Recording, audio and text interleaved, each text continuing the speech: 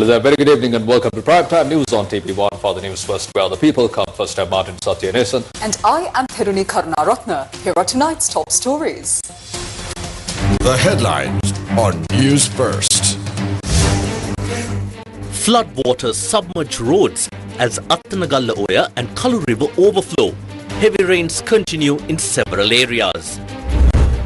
Landslide warnings remain in effect across 13 districts. Brother of Sanat Nishanta sentenced to 5.5 years for obstructing duties of Arachikatwa Divisional Secretary. Police apologize before Supreme Court over disruption of lawyers' protest in Galle. Central Expressway Pothuhara Rambukana section set for completion early next year. Trump concludes official visit to China.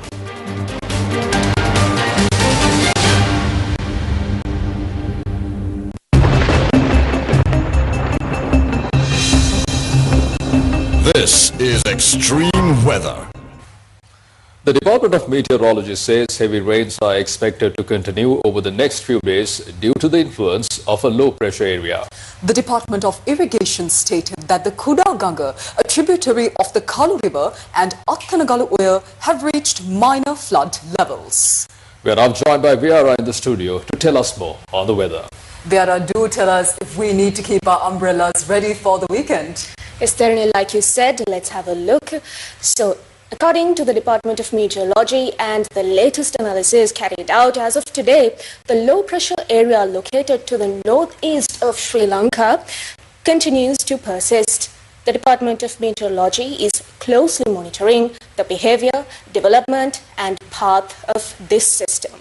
So as of tonight, due to the influence of this system, intermittent showers or thunder showers are expected in the western, Sabaragamuwa, central, northwestern and northern provinces, as well as in the districts of Anuradhapura, Galle and Mathura. Now, heavy rainfall of around 100 millimeters is likely at some locations. Now, by tomorrow, according to the Department of Meteorology, intermittent showers or thunder showers are expected in the western, Sabaragamuwa, central, northwestern and northern provinces, and in the Galle and Mathura districts as well, with skies remaining cloudy. Heavy rainfall exceeding 75 millimeters can be expected in some areas, and several spells of rain are also likely in the Anuradhapura districts, and in other areas, showers or thunder showers may occur at some places after 1 p.m. Now, as usual, the public is requested to take necessary precautions to minimize damage caused by temporary strong winds and lightning associated with thunder showers. Now, let's take a look what authorities had to say. A warning for heavy rainfall has been issued for the western, Sabaragamuwa and northwestern provinces, as well as the Galle and Mathura districts, valid until 8:30 a.m. tomorrow. The prevailing wind pattern and the influence of the low-pressure area located to the north of the island continues to affect the country. The system is moving northwards but at a relatively slow pace. Very heavy rainfall exceeding 100 to 150 millimeters can be expected in areas such as the western, Sabaragamuwa and northwestern provinces. Fishing and naval activities at sea are advised to proceed with caution. Rainy conditions can be expected to continue in the southwestern parts of the island for the next few days. According to the Irrigation Department, Kudaganga, a tributary of the Kalu River, and the Attanagalla Oya have reached minor flood levels. Kudaganga is experiencing minor flooding in the Millakanda area, while Attanagalla Oya has reached minor flood levels in the Dunamale area. The Kalani River at Nagalagam Street has also reached a level requiring close attention. The Kalu River, Kalani River, Attanagalla Oya and Maha Oya have received the highest rainfall. Out of 73 major reservoirs, nearly 22 are currently spilling. However, no reservoir gates have been opened to dangerous levels so far. A key feature of this situation is the intense rainfall occurring over a short period of time. As a result, even areas without rivers as well as low-lying areas near rivers may experience risk conditions even if rivers do not overflow. What is the status of the Mahabali reservoirs? At present, reservoirs under the Ceylon Electricity Board and Mahabali Authority are operating at around 80% capacity. However, recent rainfall has not significantly affected the upper catchment areas. Water levels in reservoirs located in those upper regions remain relatively low. For instance, Samanalavavi is currently at 65%, Castlereagh at 42% and Kotmale at 36%. Landslide early warnings remain in effect across several divisional secretariat divisions in 13 districts. These include Badulla, Colombo, Galle, Gampaha, Kalutara, Kandy, Kegol, Kurunagala, Matale, Mathara, Monaragala, Nuwara and Ratnapura. Landslide warnings under Stage 2 have been issued for 26 divisional secretariat divisions in 6 districts: Colombo, Galle, Kalutara, Kandy, Kurunagala and Ratnapura. The cumulative rainfall received over the past few days still remains in the soil, which is now saturated in many locations. Due to this, areas that previously showed signs of landslides following the recent cyclonic conditions are highly likely to become active again. If residents observe any signs of danger in their surroundings, they are strongly advised to evacuate immediately and move to a safe location. According to the Disaster Management Centre, 3,623 individuals from 1,151 families across 10 districts have been affected due to the ongoing heavy rains. 2 deaths have been reported from Jaffna and Batiklo. DMC media spokesperson Pradeep Kodipilli stated that 123 individuals from 34 families have been moved to safe locations. The Disaster Management Centre further noted that the emergency hotline 117 remains operational 24 hours a day to provide assistance during emergencies. Several roads have been submerged due to the overflowing Attanagalu. The Jayalagampaha and Jayalaganemula roads are currently inundated in the Kirindivita area, disrupting vehicular movement. Meanwhile, the Bulat Singhala Molkaval main road has also been affected after the Kudaganga overflowed, leaving the Atambagas Handia and Dambala areas underwater. In the Srimapur area of Moondalama Putlam, numerous houses have been submerged due to rising floodwaters.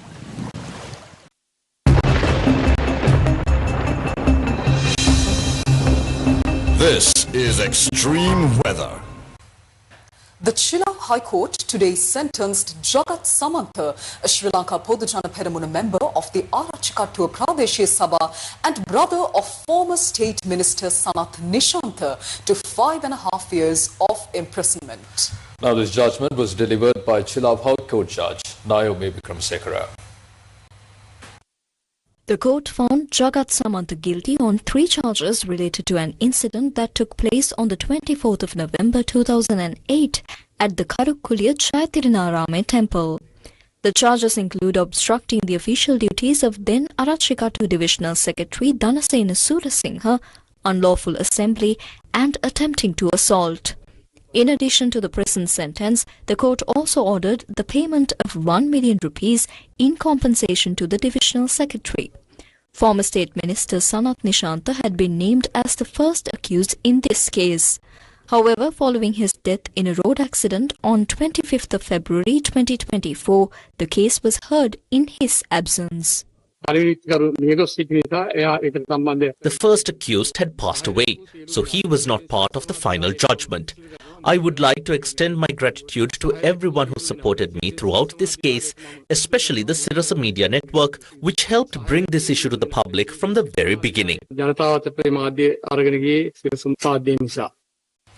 3 police officers, including the Deputy Inspector General in charge of the Galle area at the time, today tendered an unconditional apology before the Supreme Court to a group of lawyers over an incident in which police disrupted a peaceful protest held near the Galle Fort during the 2022 economic crisis.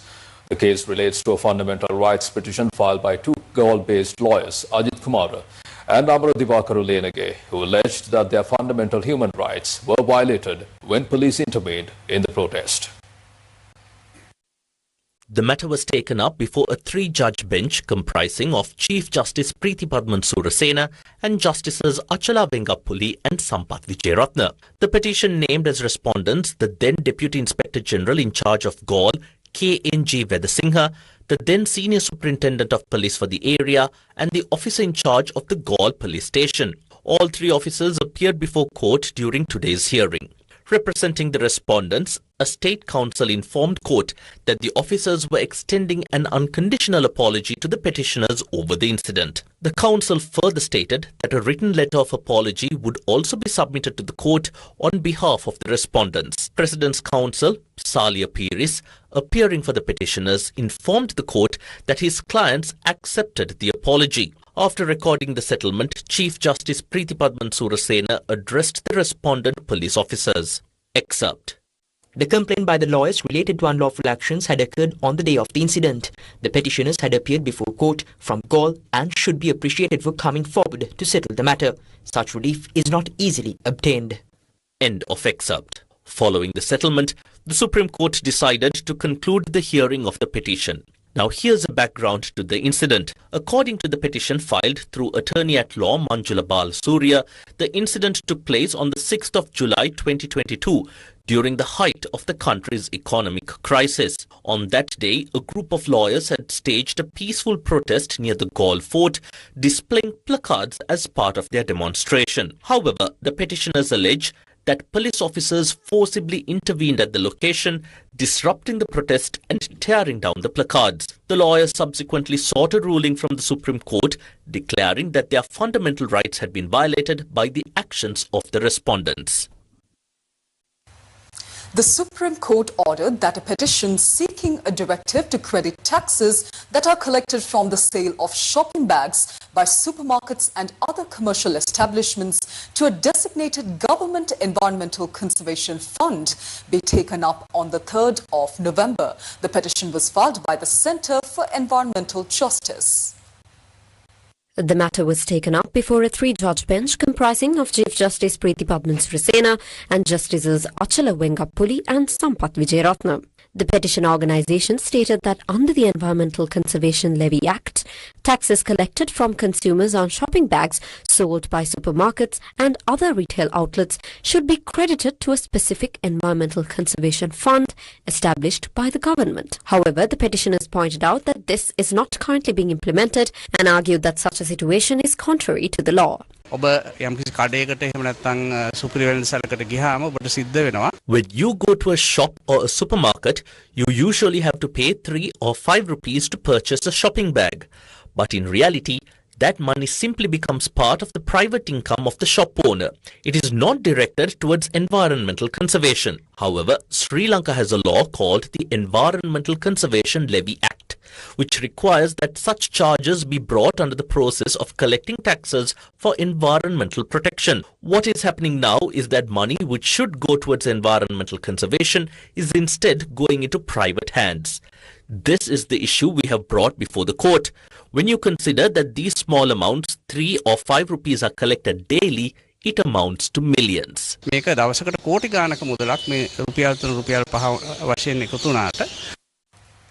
The Road Development Authority states that the Puthuhera-Rambukona section of the Central Expressway could be opened for public use by March next year.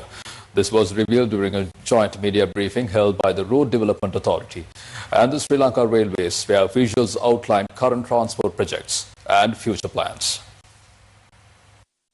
The Road Development Authority noted that expressway construction projects are now being initiated primarily using local funding with the involvement of local contractors. රම්බුක්කඩ Galagedara මාර්ගයේ ඉදිකිරීම සඳහා cabinet අනුමැතිය ඇවිත් තියෙනවා දේශීය කොන්ත්‍රාත් සමාගම් 7කට දෙන්න බිලියන 112ක්.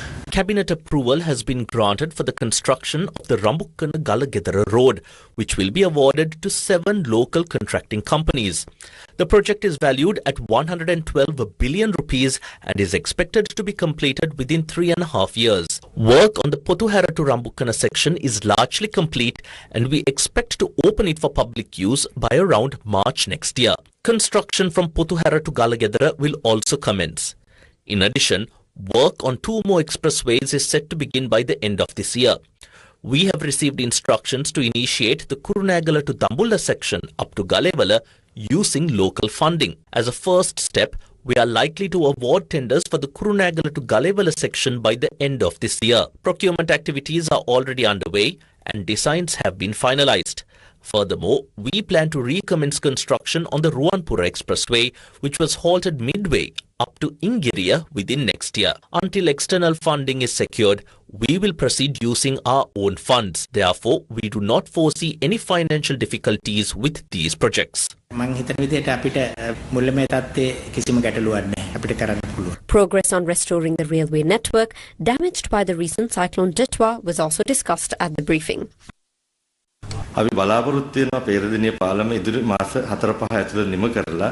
We expect to complete the Peradeniya bridge within the next 4 to 5 months and finish all work before the end of this year.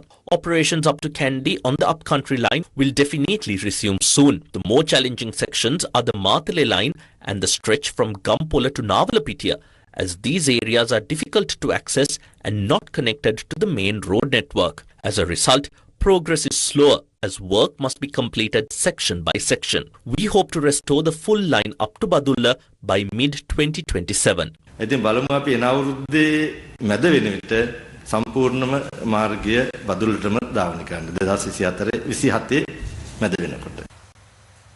Amid ongoing investigations into several serious instances of fraud and corruption, including the alleged acceptance of a $2 million bribe linked to the Airbus scandal, the Sri Lanka Podujana Peramuna, along with several other political parties, today convened a media briefing and levelled allegations against the Director General of the Commission to investigate allegations of bribery or corruption.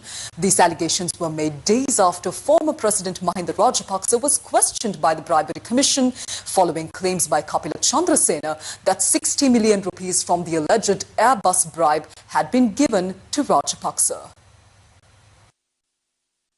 Former Sri Lankan Airlines CEO Kapila Chandrasena had previously made a statement based on which Mahinda Rajapaksa was summoned and questioned by the Bribery Commission on the 12th of May. On that occasion, the SLPP also mobilized a group of supporters in front of the Commission to express support for Rajapaksa, while raising concerns over an alleged affidavit said to have been provided by Chandrasena.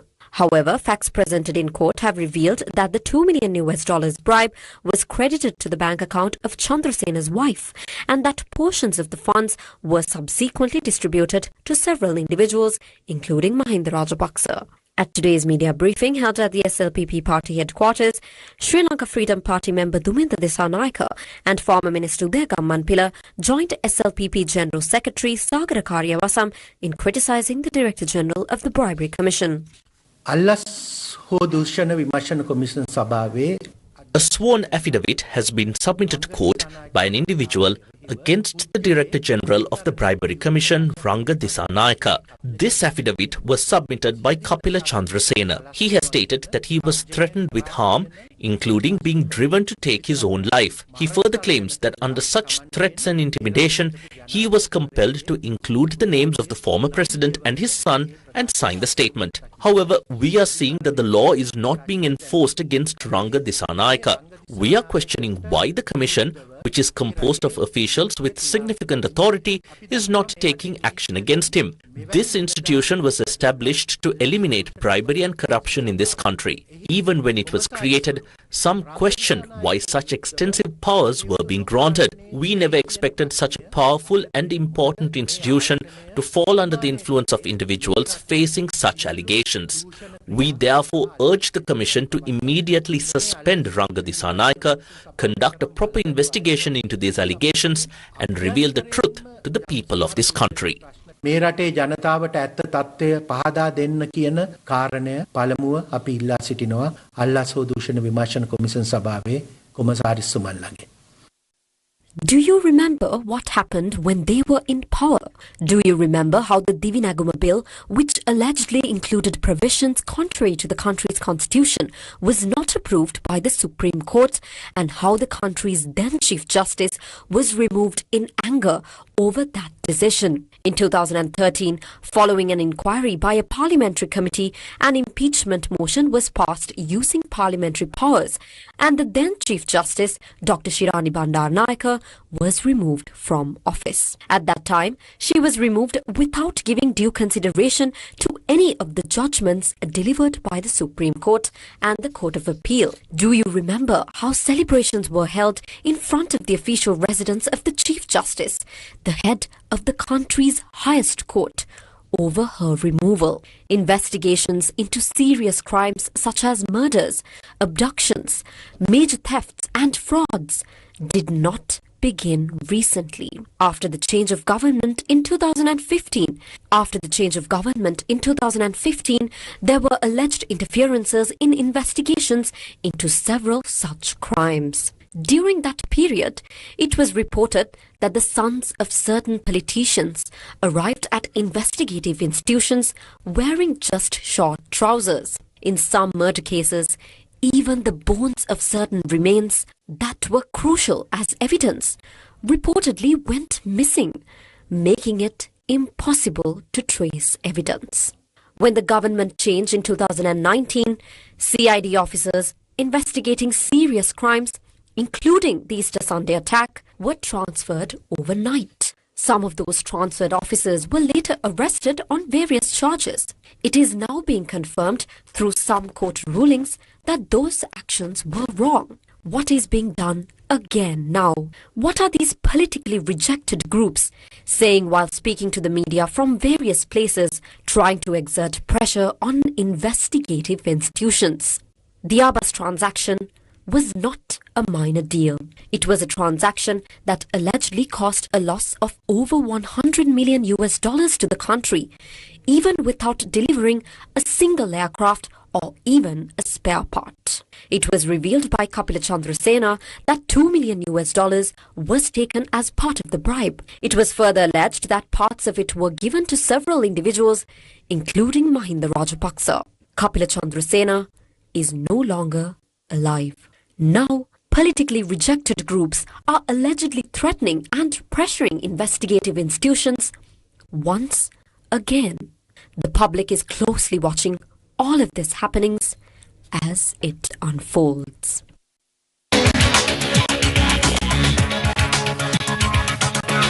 World News. Donald Trump's trip to Beijing, the first by a U.S. leader since 2017, ended on a high note, with the president praising China and its leader Xi Jinping in his last public remarks before heading home. No new deals have been announced yet from the summit, though Trump said the two countries settled a lot of different problems that other people wouldn't have been able to settle. We have Omitra Abiakod in the studio, who will tell us more. Omitra? Yes, Martin and Therani. Now, their first stop on the last day was Zongnanhai, the Communist Party's leadership compound, which is an equivalent to the White House. Now, the two leaders then had tea, an important diplomatic tool for China. Xi Jinping said he chose Zongnanhai as the venue as reciprocity for Trump hosting him at Mar-a-Lago in 2017. Trump also said he and Xi were aligned on wanting to end the war with Iran, reopen the Strait of Hormuz, and prevent Iran from obtaining a nuclear weapon. When Xi Jinping spoke about the age of the trees in Zongnanhai, mentioning that most are 200 to 300 years old and one is about 400 years old, he was literally referring to the historical nature of the site, which was once an imperial garden. Now, does this carry a subtle message? China frequently emphasizes its thousands of years of continuous civilization, projecting an image of deep historical roots, stability, and long-term continuity. In contrast, the United States is often viewed as a relatively young nation, founded in the late 18th century, with a shorter historical timeline. In diplomatic settings, such references are not direct comparisons, but they can carry a symbolic meaning.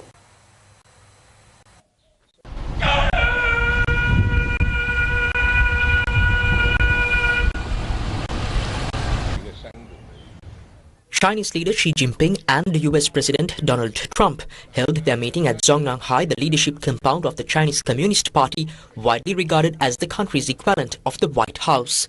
The vast compound spans about 1,500 acres, including roughly 700 acres of lake, along with pavilions, offices, and meticulously maintained gardens.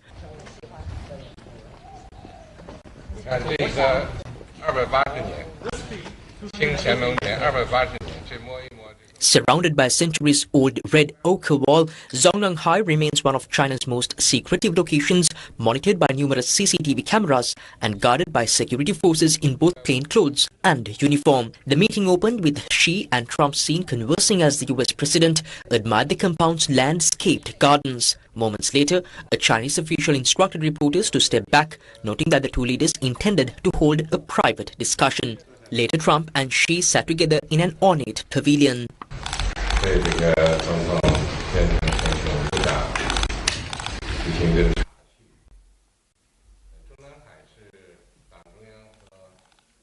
Well, today I'm hosting the President and his officials in the Zhongnanhai compound for tea.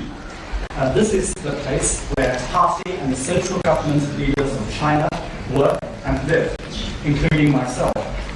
After the founding of the People's Republic of China in 1949, the leadership have moved to this compound, including the Chinese leaders Mao Zedong, Zhou Enlai, Deng Xiaoping, Jiang Zemin, Hu Jintao, and so on. I've chosen this place especially to reciprocate the hospitality extended to me in 2017 at Mar-a-Lago. Well, this place used to be part of the Imperial Garden. There is a lot of history around this compound. On our way in, we stayed to look at some of the old trees. One of them is 490 years old. In other places within this compound, there are trees that have lived to be over 1,000 years old. The president was interested to learn all about that, including the Chinese roses, which we looked at. And I agreed to send the seeds for these roses to the president as a gift. I want to thank you very much. This has been an incredible visit. I think a lot of good has come of it. We've made some fantastic trade deals, great for both countries. He's a man I respect greatly, become really a friend. We've known each other now 11 years, almost 12 years, it's a long time. And we've settled a lot of different problems that other people wouldn't have been able to settle. And the relationship is a very strong one. We've really done some wonderful things, I believe. We did discuss Iran. We feel very similar to Iran. We want that to end. And we don't want them to have a nuclear weapon. We want the straits open. We're closing it now. I mean, they closed it, and we closed it on top of them. But we want the straits open, and we want them to get it ended because it's a crazy thing. They're a little bit crazy, and it's no good. Can't have it. They cannot have a nuclear weapon. But we discussed a lot of other things also, and I think we're very much on agreement. We're going to have some further discussions now with the group. But I just want to thank President Xi and all of his representatives. We've become friendly with all of them. Great people. And it's an honor to be here. And we'll be back. And I believe on September 24th or thereabouts, President Xi is going to be coming to the United States. And we will be reciprocal, like reciprocal trade. The visit will be reciprocal. We're going to lay it on the line. And we're going to have... You're gonna walk away hopefully very impressed, like I'm very impressed with China. And I just want to end by saying thank you very much. One of the more novel discussions to come out of Trump's visit to Beijing has been on the possibility of the US and China collaborating on artificial intelligence, even as each country races to outdo the other. On Thursday, Treasury Secretary Scott Bessent said the two sides have discussed how to impose guardrails on the advancement of AI without stifling innovation. The US-China tech rivalry has heightened geopolitical tensions and sparked attempts to withhold critical materials and components from the opposing side, such as rare earth minerals and semiconductor technology. The Trump-Xi meeting resulted in minor trade deals and discussions allowing both sides to claim some progress in the contentious economic rivalry. But several sensitive topics were largely absent, including international sanctions, tech export controls, and Chinese electric vehicles. Major breakthroughs on these sticking points were always unlikely, but the lack of public dialogue indicates that some of the most controversial trade frictions between Washington and Beijing still remain. So far, neither the US nor China has shown a willingness to roll back punitive measures targeting businesses in the other country.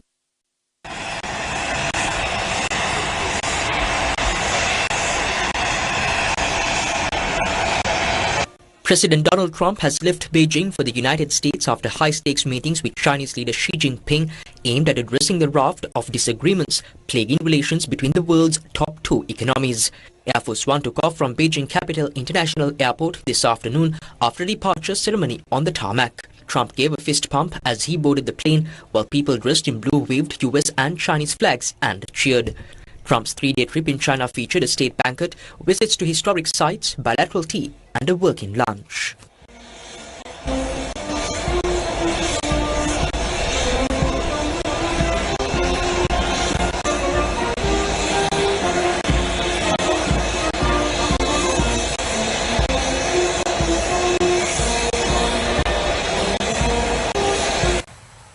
For the first time in 4 years, Indian fuel retailers have increased the prices of petrol and diesel. Analysts warn this could be the first of many hikes. Indian Oil Corporation, Hindustan Petroleum Corporation and Bharat Petroleum Corporation raised fuel prices by 3 Indian rupees per litre, or more than 3%. With this, diesel will cost 90 Indian rupees and 67 cents a litre, and petrol will cost 97 Indian rupees and 77 cents a litre. Fuel prices in India differ in cities and states due to state-level taxes, transportation costs and dealer commissions. While Modi's government had initially assured masses that petrol prices would not be increased, experts had warned that hikes would be inevitable if the Middle East crisis persisted.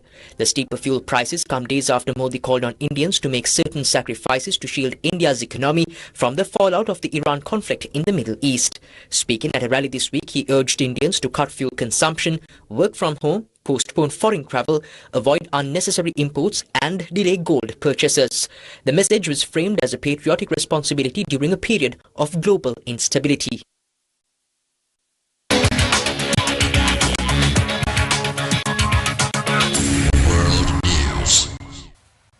Indian naval ship Sunena, deployed as IOS Sagar, arrived in Sri Lanka this morning, marking its 7th port call during the 2nd edition of the deployment. Omitra Bekun from Newsfirst received an opportunity to get on board and bring us this story.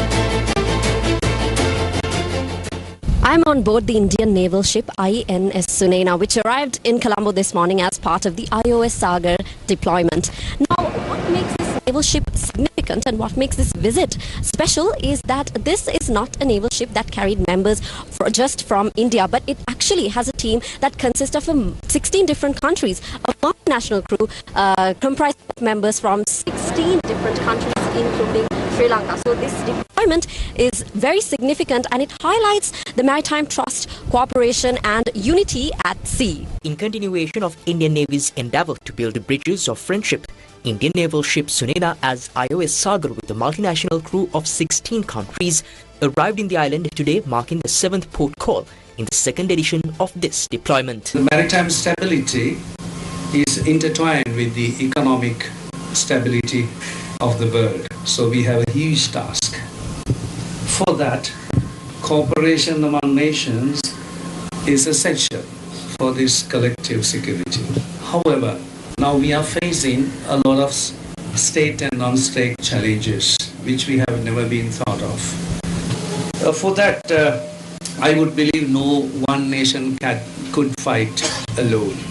So we need to have a collaborative effort. The IOS Sagar was flagged off for sea phase from Mumbai on the 2nd April 2026 on completion of combined harbour training for multinational crew comprising officers and sailors. Bangladesh, Indonesia, Kenya, Malaysia, Maldives, Mauritius, Mozambique, Myanmar, Singapore, Seychelles, South Africa, Sri Lanka, Tanzania, Thailand, Timor-Leste and UAE in the Indian naval training establishments. The training covered seamanship, navigation, communication procedures, safety of life at sea, firefighting and damage control, along with specialized modules as visit, board, search and siege operations and advanced bridgemanship. What makes INS Sunena special is that it is a multinational crew that also is not just from one country, from 16 13 different countries. Now, we see this often on commercial vessels, but not so much on naval ships. So why was INS Sunaina chosen to be a ship that was on board with multinational crew members, and what is the significance of it? Right now, we are carrying a crew of 38 officers and sailors from 16 partner nations in the Indian Ocean region. Now, this is somewhat a privilege for me as the commanding officer, because we have been deployed at sea for the last month and a half, and we have been operating with each other. We are learning from the other nations on board as much as they are learning from us. The initiative embodies the vision of one ocean, one mission, fostering deep engagement and cooperation among maritime partners for maritime security. In the grand theatre of life, where children begin to learn and grow into many roles, Gammadda today took a step to empower a generation, opening a beautiful stage that brings hope and light to the nation. This meaningful moment unfolded at the Katharagama Primary School in Galnava, Anuradhapura. On the 5th of April last year, Gammadda laid the foundation stone for yet another life-changing project, born that aimed to fulfill a simple but powerful dream of the students of the Katharagama Primary School, an open-air stage. For years, these children had no proper stage. Instead, they gathered under a mango tree within the school premises, rehearsing, performing and nurturing their talents under its shade.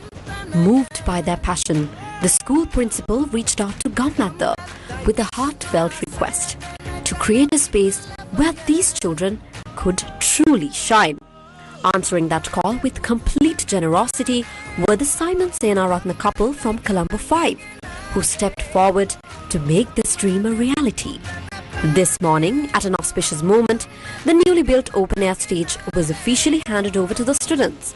A gift filled not just with structure, but with hope, dignity and opportunity. Amid blessings from the Mahasangha, state officials and members of the Gammadda initiative stood together in unity for this special occasion. Among those present were Principal Malini Ratnayaka, Director of the MTV MBC Department Broadcasting Centre Vasantha Masinghage, Galnava Zonal Education Director Surangi Ammuduvage, Education Director Y. Siyath, Divisional Secretary GMKR Priyadarshana, Officer in Charge Inspector Rohan Munasingha and Gammadda Secretary Prasanna Korala. Education is not limited to examinations. It is equally important to build children's character, values, self-confidence and creativity. This stage is not merely a structure. It will become a place where the talents of these children, like blossoms, can truly flourish. We firmly believe it will serve as a platform to showcase their abilities. Director of the MTV MBC Department Broadcasting Centre, Vasantha Masinghage, spoke about the trust placed in Gammadda and the strength of collective support. Gammadda has a strong and effective leadership, which is the reason it has sustained its work for over a decade. It has earned immense public trust over the years. Without that trust, opportunities to create initiatives like this stage would not have been possible. For the children, this was more than just a stage. It was a dream realized. Today, they celebrated that dream with joy, performing on their very own platform, filling the air with pride and gratitude. To encourage children, to give them the strength to succeed, to send them forward with confidence into a new world, Gammadda stands ready. A special ordination ceremony for novice monks was held today to mark the 224th Amarapura Day of the Sri Lanka Amarapura Mahanikaya. The Sarasara Sasunkita ordination program, organized with the contribution of the Kalutara Bodhi Trust, was conducted today as the fourth phase of the initiative.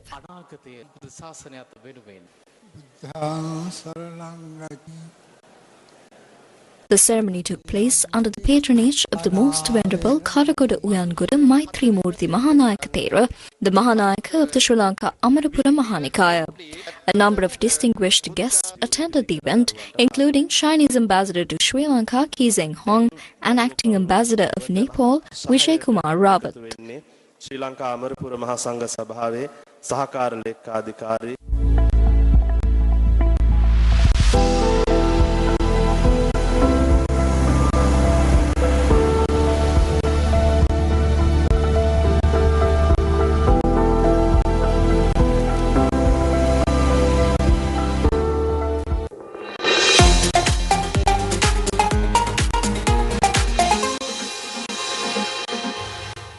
What's happening in the world of sports? Viara is back in the studio with the details. Viara? Yes, thank you, Theruni and Martin.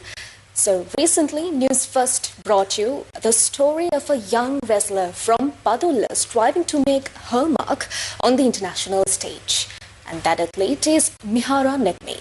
Despite qualifying for an international tournament, we reported that financial difficulties had become a major obstacle to her participation. Now, following that report, compassionate individuals have now stepped forward to support her journey. Here's a look. 22-year-old Mihara Netmi has qualified to compete in the Under-23 Asian Wrestling Championship to be held in Vietnam. She will compete in the 55 to 57 kilogram weight category. ආසියානු මල්ලපොර තරංගාවලිය සඳහා මම තේරී පත්වලා තියෙනවා. ඉතින් ඒ සඳහා ලක්ෂ 7ක මුදලක් වැය වෙන බව ක්‍රීඩා අමාත්‍යාංශය දැනුම් දීලා තියෙනවා. ඒ ලක්ෂ 7 මුදල සොයා ගැනීමට අපහසුයි. මොකද දෙමාපියන් කුලී වැඩ කරන්නේ කිසිම ආදායම් මාර්ගයක් නැහැ. After the story aired, a Sri Lankan family living overseas came forward, offering to donate the funds required for Mihara to take part in the competition. අපි තීරණය කරන්නේ මොකද්ද කරන්න තරඟට යවනවද නැද්ද කියලා. ඒ අතරතුර තමයි අපිට මේ සිරිස මාධ්‍ය ජාලයේ නිවුස් එක දැකලා දුවට මෙහෙම තෝරගෙන මෙහෙම උදව් කරනවා කියලා අපිට ප්‍රතිචාර දක්වලා තිබුණා. ඉතින් ගොඩාක් ස්තුති වෙන අතර ඒගොල්ලන්ට ගොඩාක් මම පින් ප්‍රාර්ථනා කරනවා. ඒ කවුද කියලාත් මම ඇත්තට මම දන්නෙත් නැහැ. දැකලත් නැහැ. ඒ වුණත් මගේ දරුවා කවුද කියලා දන්නෙත් නැහැ. නමුත් ඇති වෙන්න සල්ලි දරුවට අවශ්‍ය මුදල දීලා දීපා. තවත් ඔය නම් තවත් දෙන්නද මේ මොනවාද වෙන්න ඕන කියලා ඇහුවා. මේ මුළු පවුලටමත් මේ ගම්වාසී සියලු දෙනාට මේ සිරස මාධ්‍ය ජාලයට ඇත්තටම ගොඩක් ස්තුති කරන්න ඕනේ. ගොඩක් පින්. මගේ එකම බලාපොරොත්තුව ලක්මාව රණි වැබල වීමයි. ඒ සඳහා මට උදව් උපකාර කරපු සියලුම දෙනාට ගොඩක් ස්තුතියි. ගොඩක් පින්. Sports First extends its best wishes to Mihara Netmi as she prepares to compete and make her country proud. Javelin thrower Nadisha Dilhani Lekamge has qualified today for both the Asian Games and the Commonwealth Games. Weightlifter Chintana Geethal Vidanake has also qualified for this year's Commonwealth Games. Nadisha Dilhani Lekamge of the Sri Lanka Army won the women's javelin throw event at the Sri Lanka Athletic Selection Trials. During the competition held at the Diagama Mahinda Rajapaksa Stadium, she recorded a performance of 58.57 meters. Accordingly, Nadisha secured her opportunity to compete in the upcoming Asian Games and Commonwealth Games. Sri Lankan weightlifter Chintana Geethal Vidanage qualified for this year's Commonwealth Games. He achieved this due to his performance at the 2026 Asian Weightlifting Championship, which is currently being held in Guwahati in India. He competed in the 79 kilograms weight category. The opening match of the 2026 Lanka Premier League T20 tournament is scheduled to be played between the Jaffna and Galle teams. This match and the opening ceremony are scheduled to take place on the 17th of July at the SSC Stadium in Colombo. The tournament is planned to be held from the 17th of July to the 8th of August at the Colombo SSC, Rangiri Dambulla, Pallakali and Colombo R. Premadasa stadiums.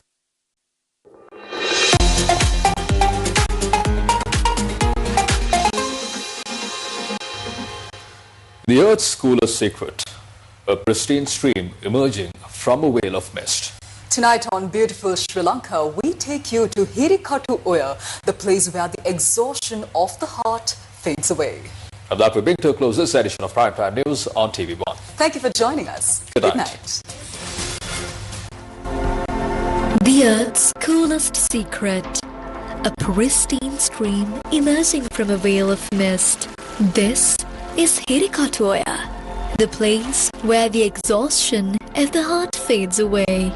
With the scent of the wild and a chill that thrills the senses, this is a refuge for those looking to escape the ordinary world in search of true freedom. A hidden gem tucked within the Belihuloya Valley, Hirikatoya is destined to be the most unforgettable memory of your next journey.